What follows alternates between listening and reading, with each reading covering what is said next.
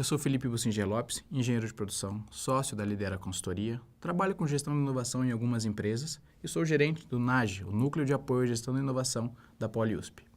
Bom, em outros vídeos a gente já falou sobre o que é gestão de projetos, o que significa projeto, afinal, falou sobre a concepção dos projetos, que é o primeiro grande bloco de processos, o primeiro grupo de processos de atividades, onde a gente define no papel o que é a ideia, como ela tem que ser aprovada, quais são as principais características iniciais dessa ideia que eu vou transformar num grande projeto de inovação.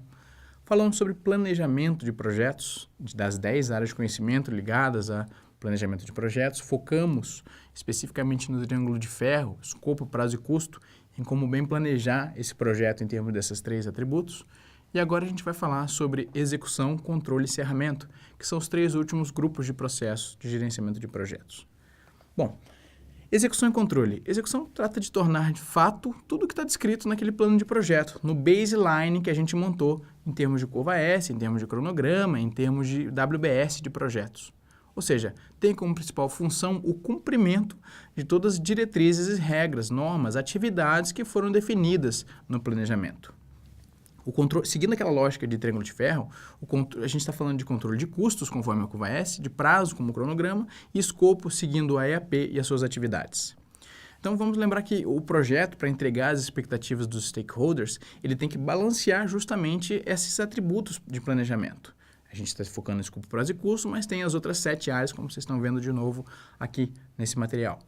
Bom, o baseline, o plano original desse projeto, linkado a escopo, prazo e custos, ele tem que ser controlado através das mesmas ferramentas que foram, na realidade, geradas com o final do planejamento. Então, a gente tem o cronograma, a gente tem o WBS e a curva S.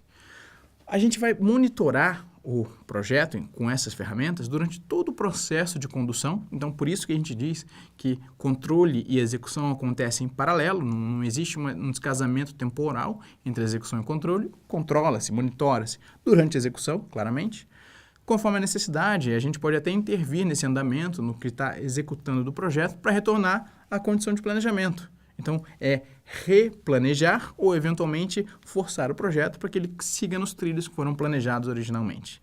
Então, no controle do projeto, a gente monitora o progresso frente ao que a gente tinha planejado, analisa distorções e, quando a gente encontra uma distorção, uma variação frente ao que a gente tinha como planejado, a gente apresenta alternativas de solução, ou seja, a gente replaneja esse projeto.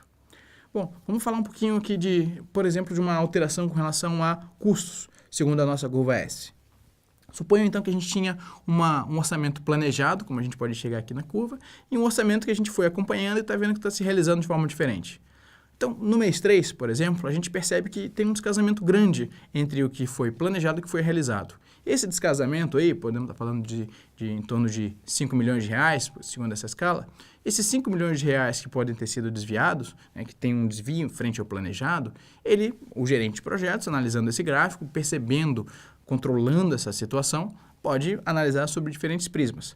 Primeiro, ele pode parar e descobrir no projeto se houve algum tipo de adiantamento de dispêndio, ou seja, se algum material que estava previsto para ser comprado mais à frente foi comprado antes do prazo previsto, eventualmente porque o projeto está adiantado.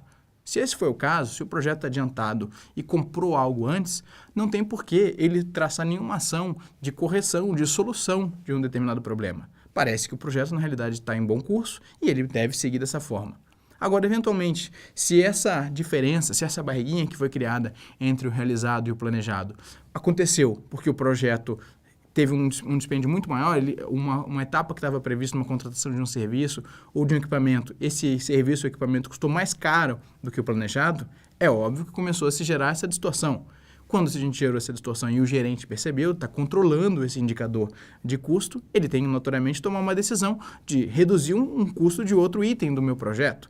Eventualmente, cortar um pedaço do escopo, cortar uma parte das atividades, cortar uma especificação do meu produto do projeto para tentar trazer de novo a curva S mais próximo do realizado. Ou ainda, se aquela alteração que custou mais caro é essencial à inovação que está sendo gerada, ao projeto que está sendo gerado, é claro que ele tem que, na realidade, então, buscar um aporte de recurso adicional para isso. Ele tem que conseguir mais financiamento, aportar mais recurso próprio, eventualmente, se for uma empresa, conseguir uma maior orçamentação junto aos seus sponsors, junto à sua diretoria, para conseguir fazer frente ao novo montante final acumulado que esse projeto vai ter que realizar, vai ter que ser necessário para levar até o fim, né? E com isso, o gerente não tenta trazer de volta essa curva para o mais próximo possível do planejado e o realizado. Bom, feito isso, então, durante todo o projeto em que ele vem controlando curva S, vem controlando o cronograma, cobrando da sua equipe o cumprimento das atividades segundo aquele cronograma, segundo a curva S, segundo a EAP, verificando se está tudo sendo desenvolvido em termos de escopo conforme foi planejado, o projeto decorreu bem e a gente chega no encerramento formal desse projeto. Encerramento, claro, pelo próprio nome, é a última etapa do gerenciamento. E quais são, naturalmente, as principais saídas desse encerramento de projeto? Bom, o primeiro é o aceite formal do cliente, ou seja, o cliente ou o sponsor principal ou o stakeholder principal, ele aceitou o projeto, gostou do resultado, eventualmente pode ser o mercado, eu levando o meu produto final, minha inovação ao mercado, testando e vendo que tem sucesso, tem valor mercadológico, isso é um aceite também do resultado do meu projeto. É importante que eu faça a documentação do projeto, ou seja, que eu guarde o histórico de falhas, de sucessos que eu tenha, de gastos, de estimativas do que foi planejado, do que foi alterado eventualmente durante o controle do projeto, para que nos meus futuros projetos eu tenha cada vez uma melhor forma de planejar, uma melhor forma de controlar e de conduzir essas inovações. Eu tenho também no encerramento o que a gente chama de encerramento contábil, o que a gente chama de encerramento contratual, que significa selar os contratos que a gente fez com os nossos fornecedores de serviços, de aquisição de bens, de equipamentos, de materiais. Auditoria de resultados, eventualmente eu planejei lá atrás que eu ia ter um resultado financeiro, que eu ia ter um resultado estratégico, resultado de marca, resultado de valor de mercado.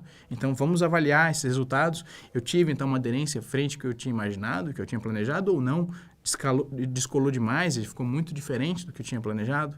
E, é claro, isso tudo pode estar resumido em forma de um pequeno relatório breve, a gente não está falando em gerar nada que atrapalhe também a sua dinâmica de levar a inovação ao mercado, mas é importante que você guarde o conhecimento gerado, afinal de contas a gente está falando em sempre melhorar, em sempre inovar, né? Então, esse relatório final, ele guarda o desempenho do projeto, o que eu tinha lá de indicadores de custo, como foi evoluindo o custo, como foi evoluindo o prazo desse projeto, o quanto de especificações lá do meu produto, do projeto, lá de trás do charter, o quanto disso eu consegui, né, na realidade, ter como resultado dessa inovação. Eventualmente, a organização e a administração do projeto, o que eu tive de ganho, de boas práticas na organização desse projeto, na condução desse projeto, que eu posso replicar para outros projetos, para outras iniciativas de inovação. As técnicas que eu usei para atingir os resultados, tanto de caráter tecnológico, de caráter gerencial, de caráter de envolvimento de pessoas, de atores, de governança desse projeto. Eventualmente, avaliar pontos fortes e fracos desse projeto, para guardar também essas lições aprendidas. Ou seja, tudo que foi bom, porque foi bom e como eu vou manter isso, e tudo que não foi bom, porque não foi bom e como eu vou solucionar, como evitar isso no futuro. E as recomendações do gerente do projeto e da sua equipe para futuras iniciativas de inovação. Bom, então nesse último vídeo a gente viu rapidamente como é que a gente faz para controlar o projeto, executar e controlar o projeto com o que a gente tinha planejado, no caso usando o triângulo de ferro, os três principais blocos, né, as três áreas de conhecimento que a gente lidou, escopo, prazo e custo, e a gente falou um pouquinho sobre encerramento, como guardar conhecimento sobre essa gestão de projetos. Obrigado e até logo.